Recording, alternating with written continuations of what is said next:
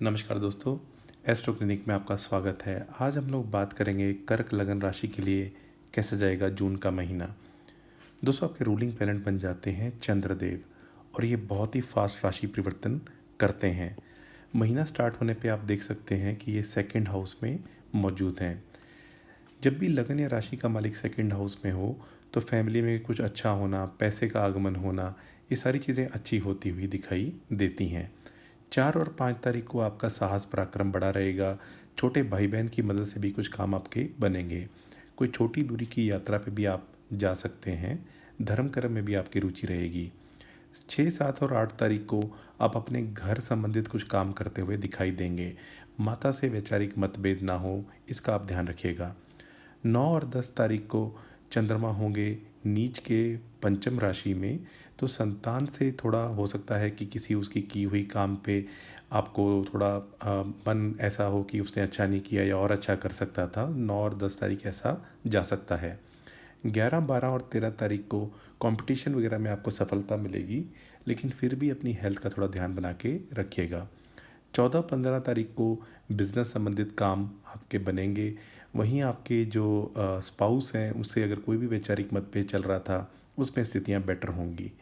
16 और 17 तारीख को चंद्रमा अष्टम स्थान में रहेंगे और राहु के साथ ग्रहण में रहेंगे। थोड़ा हेल्थ का ध्यान बना के रखें इस पीरियड में, मानसिक हेल्थ का, शारीरिक हेल्थ का।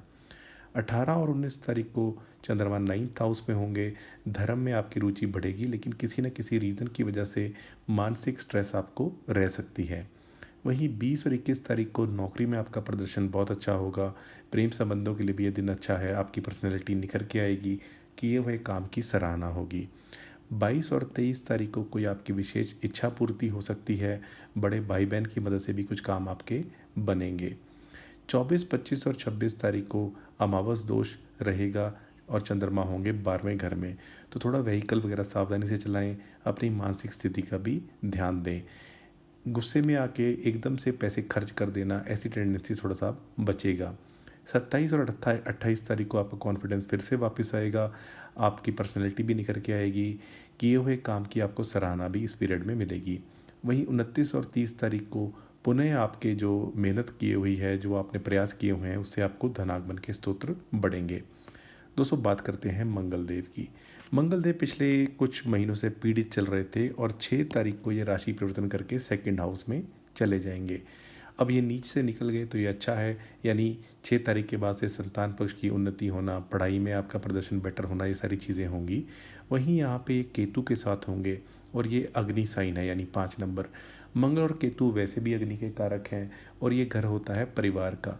तो परिवार में आपकी कुछ की कही हुई बात का, कुछ आपने ऐसा बोल दिया, उससे मनमुटाव ना हो, इस चीज़ का आप ध्यान रखिएगा।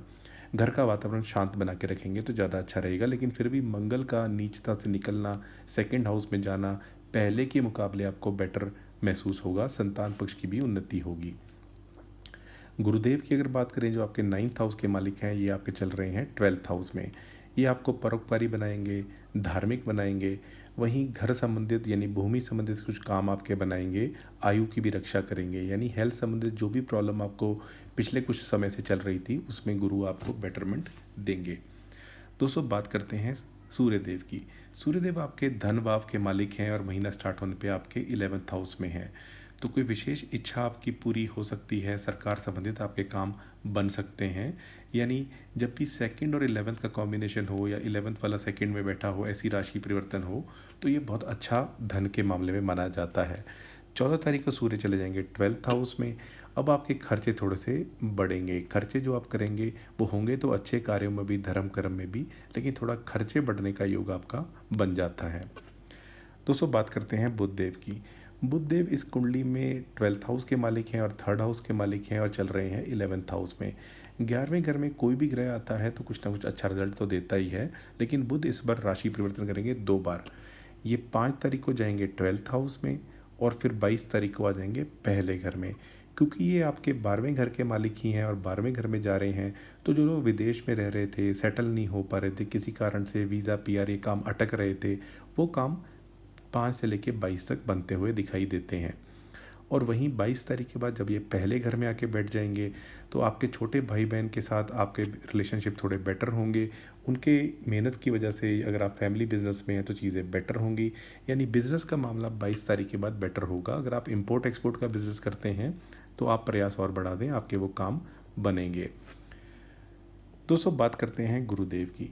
अब गुरुदेव आपके क्योंकि 9th हाउस के मालिक होकर 12th हाउस में बैठे हुए हैं तो इनकी पोजीशन इतनी अच्छी नहीं कही जाएगी। और क्योंकि आपके छठे घर के भी मालिक हैं, छठे घर को देख रहे हैं, अगर आपको लोन चाहिए था तो लोन आसानी से आपको मिल जाएगा। लेकिन लोन चुकाने में थोड़ी दिक्कतें हमेशा होती हैं, तो मैं यूजली सजेस्ट करता हूँ कि लोन आप ना लें।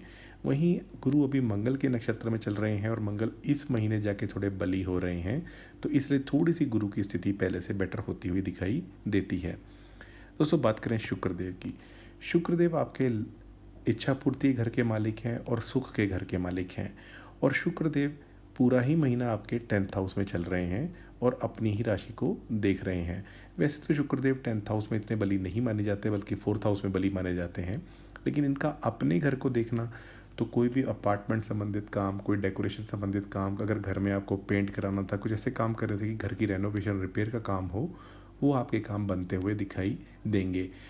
आपकी कोई विशेष इच्छा थी, कोई इच्छा पूर्ति करना चाहते थे, तो वो चीज़ें आपको अपने नेम फेम नौकरी के थ्रू हो जाएंगी। कई बार होता है कि इंसान कहता है मुझे ये अवार्ड रिवॉर्ड मिले, और वो बहुत टाइम से अटका हुआ था, तो वो काम आपका बनता हुआ दिखाई देगा।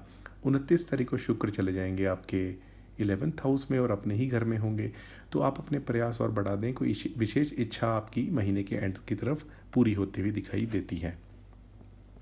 दोस्तों शनिदेव की बात करें। अब शनिदेव आपके सप्तम और अष्टम स्थान के मालिक होकर 9th हाउस में आके बैठ गए हैं। जब भी शनि और गुरु 9th हाउस से गोचर करते हैं तो भाग्योदय कराते हैं। गुरु थोड़ा फास्ट कराते हैं, शनि थोड़ा स्लो कराते हैं, लेकिन दोनों कराते हैं। अब क्योंकि ये आपके 7th हाउस के भी मालिक हैं और जाके बैठ गए हैं 9th हाउस में, तो मैरिज से भाग्योदय का योग बनेगा।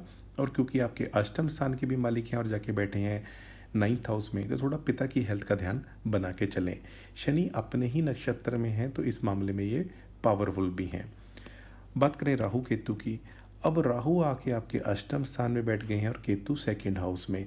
केतु 2nd हाउस में फिर भी आपको इतना बुरा नहीं करते, लेकिन राहु अष्टम स्थान में होते हैं तो गुप्त बीमारियां, कोई यौन संबंधित बीमारियां, जो सेक्सुअली ट्रांसमिटेड डिजीज़ होती हैं, पाइल्स की प्रॉब्लम, ये सारी चीज़ें करा सकते हैं। एज राहु अगर कहीं यहाँ बैठे हों अष्टम स्थान में, तो फूड पॉइजनिंग होना, इस सब का भी खतरा रहता है। इवन जल वाले स्थान में भी जाने में भी खतरा रहता है। बस एक ही अच्छी बात है, वो ये कि राहु गुरु के नक्षत्र में है। गुरु आपके लिए योग कारक है, लेकिन फिलहाल 12th हाउस में है और गुरु राहु को देख भी रहे हैं। यानी जो भी ऐसी स्थितियां बनेंगी उसमें गुरु आपकी रक्षा करने की कोशिश करेंगे। केतु देव सूर्य के नक्षत्र में ही हैं, 2nd हाउस में बैठे हैं, सूर्य के ही घर में बैठे हैं। तो आपका जो फायर एलिमेंट वाला जो घर है 2nd हाउस, इसमें आपको थोड़ा सा ध्यान बना के चलना है, क्योंकि यहाँ पे अभी अग्नि का एलिमेंट बहुत बढ़ गया है। यदा कदा डॉग्स वगैरह को फीड करें, मछलियों को भी फीड करा सकते हैं। दोस्तों ओवरऑल हेल्थ की बात करें, ओवरऑल हेल्थ के लिए पीरियड अच्छा ही है, बस राहु के थोड़े बहुत उपाय करेंगे तो अच्छा रहेगा।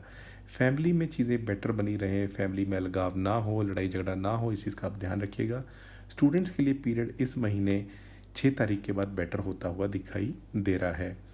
अगर हम नौकरी संबंधित बात करें तो नौकरी में भी चीज़ें जो परेशानियां चली आ रही थी वो इस महीने आपकी बेटर होती हुई दिखाई दे रही हैं। अगर आप विदेश में जाके नौकरी करना चाहते थे तो उसका भी योग बन जाएगा। जो लोग प्रेम संबंध में हैं और अक्सर डेटिंग के लिए डेट्स की रिक्वेस्ट करते हैं, तो 6, 7, 8 और 20, 21 इन डेट्स पे आप डेटिंग पे जा सकते हैं। यानी प्रेमी को कोई गिफ्ट देना, प्रपोज करना, ये सब आप कर सकते हैं। अगर मैरिज की बात की जाए तो मैरिज के लिए आपका अभी मैरिज से भाग्योदय का योग तो बना हुआ है, लेकिन योग कारक गुरु 12वें घर में है और शुक्र केंद्र में है। तो फिर भी जो है मैरिज की जो भी चीज़ आपको आगे बढ़ानी है तो कुंडली विश्लेषण करा के एक सही स्थिर मुहूर्त ढूंढ के तभी आप शादी का प्लान करें। अगर मैं स्पाउस की बातें करूं तो स्पाउस की लंबी दूरी की, छोटी दूरी की यात्रा होती हुई दिखाई देती है, तो उनके सुख संबंधित चीज़ों में भी कुछ कमी आएगी। यानी अगर आपके स्पाउस की मदर की बात की जाए तो उनकी हेल्थ में गिरावट आ सकती है, उस चीज़ का आपको ध्यान रखना है, लेकिन नौकरी में वो अच्छा करेंगे। फाइनेंसिस की बात की जाए तो फाइनेंसिस में आपके पैसे का फ्लो अच्छा होता हुआ दिखाई दे रहा है, लेकिन 14th के बाद खर्चे थोड़े ज़्यादा बढ़ेंगे।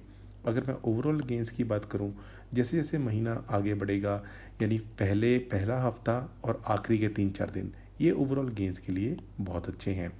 बीच में थोड़ा-सा आपको ध्यान रख के चलना है। उपाय के तौर पे आप ओम नमः शिवाय कीजिए 108 बार डेली करें या एटलीस्ट मंडे सैटरडे करें, हनुमान चालीसा करें और राम रक्षा स्तोत्र करें। और जब तक राहु आपके 8th हाउस में है तो आप विष्णु सहस्त्रनाम करें और बहते हुए जल में नारियल 7 बार सर से एंटी क्लॉकवाइज घुमा के बहा दें, तो वो भी एक अच्छा रेमेडी है राहु के लिए। घर की साउथ डायरेक्शन को साफ रखें, घर में इलेक्ट्रॉनिक आइटम्स कोई भी ख़राब हैं उनको हटा दें, और अगर आप मोर पंख ला सकें तो घर की साउथ वॉल पे या अपने बेडरूम में बेड के नीचे रख के सोएं। और इसके अलावा आप जो भी जैसे साउथ की डायरेक्शन मैंने बताई, वहाँ आप कैक्टस भी ला के रख सकते हैं, यानी कंटीले जो पौधे होते हैं जैसे मिर्च वगैरह है या कोई भी ऐसे, वो आप रख सकते हैं। इवन गुड़ैल का जो फूल होता है वो भी साउथ डायरेक्शन में आप रख सकते हैं। दोस्तों, ये रहा कैसा जाएगा कर्क लगन राशि के लिए जून का महीना। अगर आपको वीडियो अच्छा लगा तो इसको लाइक कर दीजिए। चैनल पे पहली बार आए हैं, चैनल सब्सक्राइब कर लीजिए। आज के लिए इतना ही। आपका बहुत बहुत आभार।